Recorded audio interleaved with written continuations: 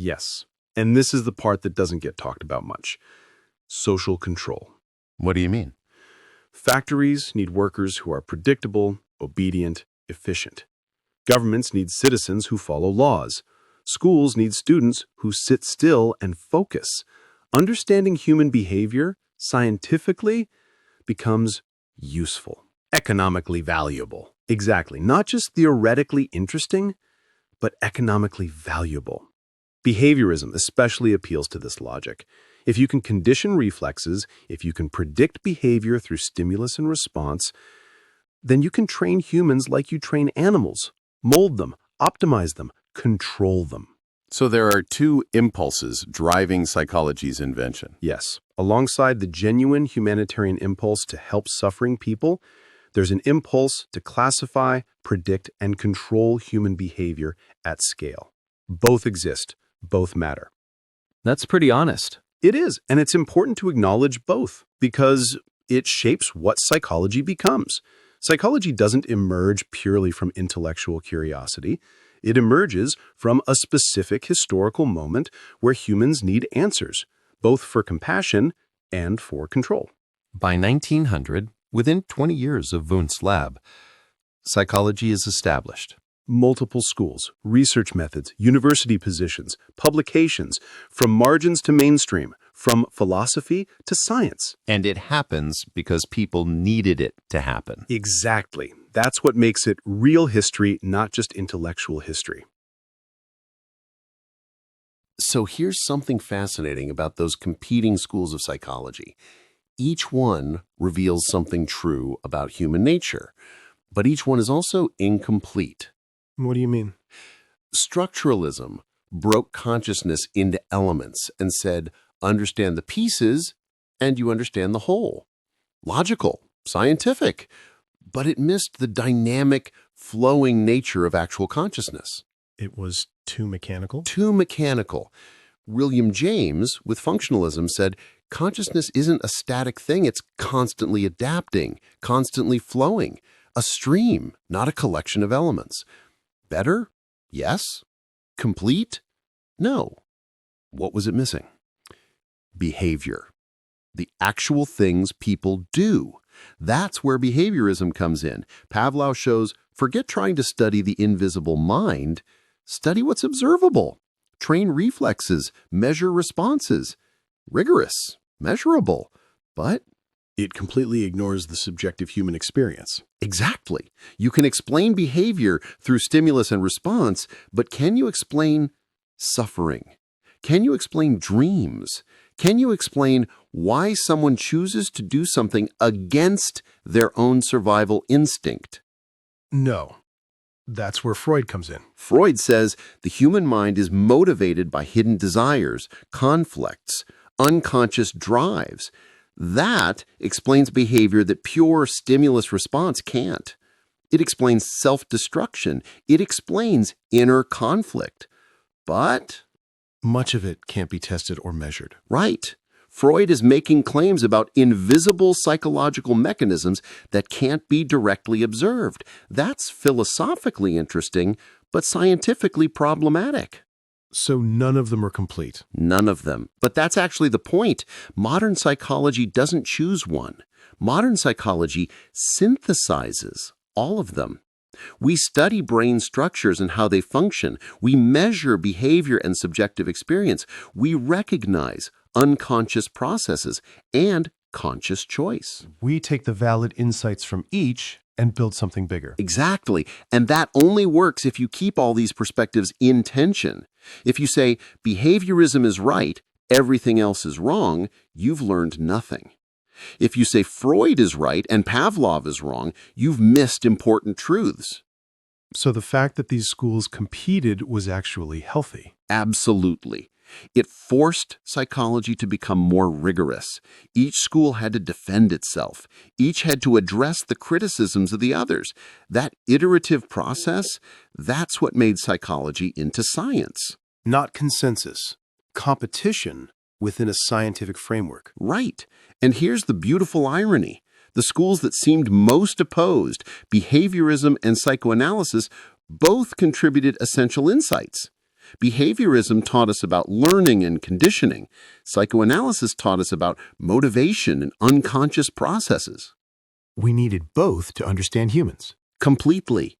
You cannot explain human behavior without understanding both how we learn through consequences and how we're driven by hidden desires.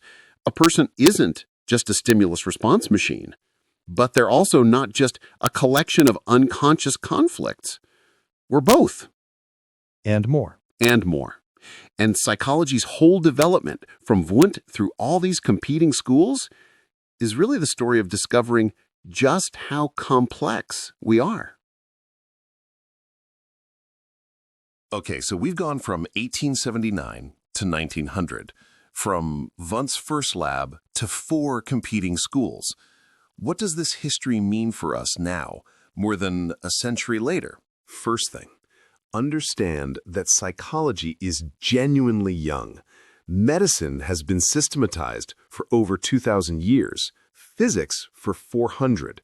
Scientific psychology is barely 150 years old. We're still figuring it out. We're still figuring it out. The disagreements that started in the 1890s, nature versus nurture, conscious versus unconscious, individual versus environment, are still the core debates today, just with more sophisticated methods. So we're watching ongoing arguments play out, not settled science. Right, and that's okay.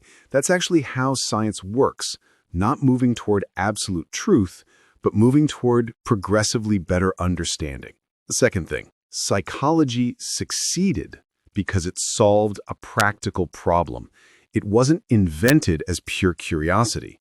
It was invented because humans were suffering and existing knowledge systems couldn't help. That matters. It shapes what psychology is fundamentally about. Yes, psychology is oriented toward understanding human struggle, understanding suffering, understanding why people act the way they do, especially when it hurts them. That's where it came from. What's the third thing? Psychology's history teaches us about science itself. Notice how Wundt opened a lab and called himself a psychologist, and that worked. Notice how Pavlov stumbled onto a discovery while studying something else entirely. Notice how competing schools of thought kept each other honest through evidence, not authority. That's what science looks like when it works. Not certainty, not agreement, but systematic investigation where disagreement is resolved through evidence. And finally, remember this. Psychology invented the idea that the mind could be studied scientifically. Before 1879, that was absurd to most people. The mind was spiritual, philosophical, or medical, but scientific? Revolutionary. Now we completely absorb that idea. We talk about brain chemistry, neural pathways, psychological trauma, behavioral patterns, all grounded in the assumption that the mind can be scientifically studied. That assumption is so normal to us, we forget it was radical. It took courage for Wundt to do that. It did. He was challenging 2,000 years of philosophical tradition, and he was right to challenge it. Why did humans invent psychology then? What's the real answer? Humans invented psychology because humans needed to understand themselves, not for philosophers' sake, for survival's sake, for healing's sake, because we were suffering and we needed answers. And that need hasn't changed. It's only become more urgent. We're more complex now, more connected, more prone to psychological disturbance. The question psychology asks, why do we think, feel, behave, suffer the way we do? Those questions are as pressing today as they were in 1879. Maybe more so. Because now we know the mind can be understood scientifically. We know that suffering isn't inevitable or mystical, it's explainable. And if it's explainable, maybe it's solvable. That's the hope psychology offers. That's exactly the hope. From Wundt's first laboratory to modern neuroscience and behavioral therapy, it's all based on a single revolutionary idea that understanding the mind is possible, that the mind isn't spiritual or beyond science, it's material, it's measurable, it's knowable. And that changed everything. That changed everything. But here's the thing about understanding psychology and philosophy. Once you see it, you can't unsee it. Every conversation becomes a psychological insight. Every policy becomes a philosophical statement. Every conflict reveals hidden assumptions about human nature. Once you see it, you can't unsee it. Every conversation becomes a psychological insight. Every policy becomes a philosophical statement. Every conflict reveals hidden assumptions about human nature. And that's where you come in. Because Psychophilo isn't just us talking at you. We're building this lens together. Which is why we want to hear from you. What topics are you dying to understand through the Psychophilo lens? What's confusing you about the world that you think might have psychological or philosophical roots? Politics, society, economics, health, relationships, technology, culture, religion, war, peace, inequality, success, failure. Everything connects back to how we think, what we believe, and why we're motivated the way we are. And we want to dive deep into your questions. So here's what we're asking. In the comments below, tell us, what's the next topic you want us to analyze through the Psychophilo lens? What's something happening in the world, especially in India, but anywhere really, that doesn't make sense until you understand the psychology and philosophy behind it? We're reading every comment. We're paying attention because this channel is built on your curiosity as much as it's built on our analysis. And before you go, do us a favor. Like this video. It tells YouTube that Psychophilo is worth recommending.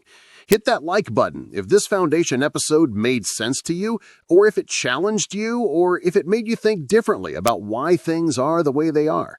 Subscribe to the channel, because next episode we're taking this framework and applying it to something happening right now in India. We're going to show you exactly how psychology and philosophy explain what's actually going on beneath the surface. And it's going to change how you see the news, how you see politics, how you see everything. Turn on notifications so you don't miss it, because once you understand the Psychophilo lens, every other analysis starts looking shallow. This is just the beginning. We're building something here, a way of seeing the world that actually explains things instead of just reporting them. So, what's the next deep philosophical angle you want us to explore? Drop it in the comments. Challenge us. Tell us what you're confused about. Tell us what you think we got wrong. Tell us what topic keeps you up at night because nobody's explained it through the psychology and philosophy angle. We'll be reading, we'll be listening, and we'll build our next episode around what you want to understand. Thanks for being here for the foundation, for trusting us to take you through the history that explains why this lens matters. This is Psychophilo, where nothing is just what it seems, where everything connects back to how we think, what we believe, and why we're human. See you in the next one. Stay curious.